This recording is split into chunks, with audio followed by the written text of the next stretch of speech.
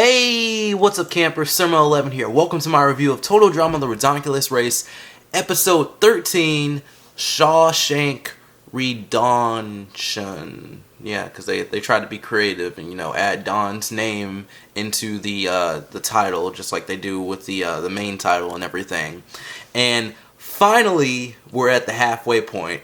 That took longer than it should.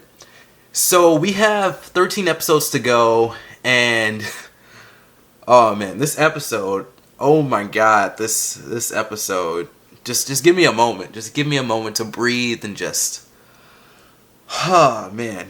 Okay, I'm going to start this video off differently. Spoiler alert right away. Right from the beginning, right off the bat, right at the start. If you haven't seen this episode, get the heck out of here in 3, 2, 1, spoiler time. So, it was another non-elimination round. And as the creators are watching this, please stop this BS. Please. You've done this 5 or 6 times at this point. It's not cool. If this happened in Total Drama Island, it would have probably been once or twice. Now it's not even cool. You're just doing it over and over. And it's like you don't even notice what you're doing, or you don't even care. Like, you're just throwing out non-elimination rounds like it's candy or something. Just like, here, you want one, you want one. Here, we're just giving it out. And I'm tired of this. Please stop. If you sent this episode to a TV network and you thought this was okay, you have issues and you can't write. This isn't even good. Like, should I even review the episode at this point? Whatever. Going into review mode, just forget all that. Again, this is a pretty simple episode. I feel like I say that in almost all the videos, but most of the episodes, I feel like later down the line, the episodes are getting simpler. So, yeah, this was a simple episode. So, last time the cadets won, so they're in first place for this episode. And this episode takes place in Australia, and all the teams are together on the bus and the plane, which is cool. And maybe they'll always be on the same form of transportation from this point forward, because there aren't as many people around, but who knows. The ice dancers return with new outfits that are black with red vests and sunglasses. Villains of the season. Yep, it's definitely confirmed. Junior tries to take leadership of the team, and he probably should. I feel like that would have helped them out a while back. I mean, Dwayne's cool and everything, but Junior has been right on certain things, and Dwayne's trying to baby his son. So I mean, you gotta give him a little bit of leeway. He is 12, that is kind of young, but give him a little bit of leeway. Maybe listen to him, listen to his ideas more. Stop trying to, protect him on everything, because you can't protect them all the way throughout life. But I guess while your child is still in your care, you should take care of them. I don't know. I'm kind of conflicted on that.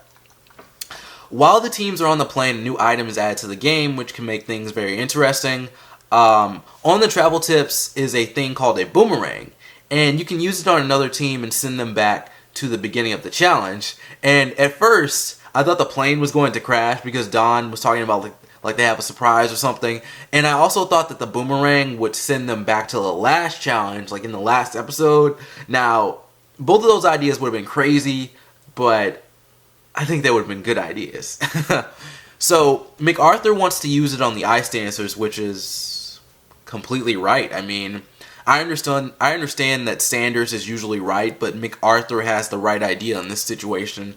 The ice dancers are the most challenging right now. They have the most threat. Sorry, I hear a plane, but they have the most threat and everything.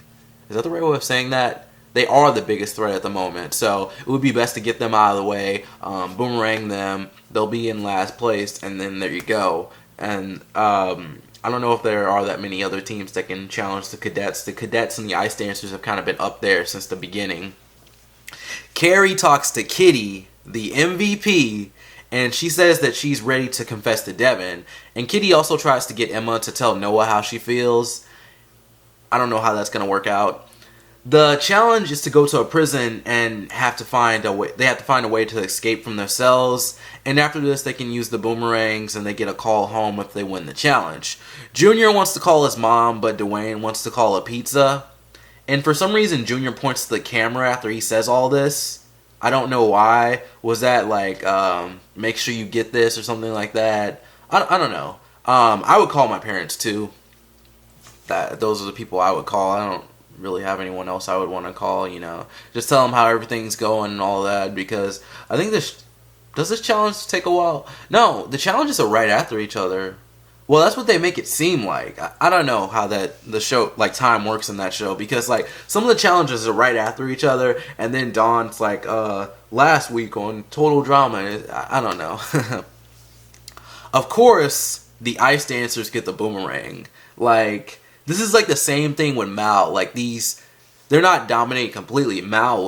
I think Mal was pretty much dominated completely, but the ice dancers, they're dominating most of the challenges, and they get the boomerang. It's obvious that they're going to be like the villains, or they're going to be in the finale or something like that. While Devin and Carrie are in the car, Devin starts to act more competitive again. Again, I like that the characters are being consistent. They're not making them one-dimensional. You know, you could be like a nice guy, but you also have this other side to you. I like that. So Devin tells the driver to drive faster, and at one point, it looked like he knocked Carrie out of the car. Like, they didn't show her like falling out of the car, but they showed her like falling down, and I laughed at that because that's pretty funny. I don't know if you guys thought that was funny. The teams are being put into their cells. Jose and MacArthur are fighting. The stepbrothers start to get closer to each other. And I just don't care for this plot line. I feel like these two aren't important at all. They haven't really offered anything to the show. And then out of everyone else left in the competition, they have the least development. So I can see them going at any moment in any episode. Like, they can just go, because everyone else has something going on at least. More poop jokes. Heck yeah. I'm telling you guys, we're moving up in this world. Owen, he starts to use the bathroom in the cell while Noah's in there. And the stepbrothers escape first, and apparently Jose is claustrophobic, but that helps them out in the end, and it helps them get out of their cell. Jose wants MacArthur to tell her that ice dancing is the best sport in the world, and that she's the best in exchange for their help. But they do nothing, and MacArthur says all that. This is another situation where Sanders was wrong. I do trust Sanders. I trust their opinion over MacArthur, but like Sanders has been wrong twice so far, but MacArthur is wrong a lot. Carrie tries to confess to Devin while they're in the cell, but he escapes from the cell because he's like angry or whatever. Was he angry in this episode? No, that's the next episode. Sorry, spoiler. He was just trying. He was like really competitive in this episode, and her confession was kind of weak in my opinion. Like, how can you love someone for that long? I think she loved them since they were like little kids. I guess that happens. Never happened to me. Haven't had a best friend that lasted that long. So, I don't know. That's you. Owen is admiring his bathroom talents, and Noah was shaking over watching Owen poop. That was funny. That was a funny moment, I have to admit. And it turns out that their way of escaping is the tunnel under the toilet that he just used. Oh, and Kitty and Emma break into their cell, so they're in a group together. The next challenge is an all-in. They have to construct a raft and go down a river. And didn't they just do a challenge like this? I swear they've done like 3 or 4 of these already.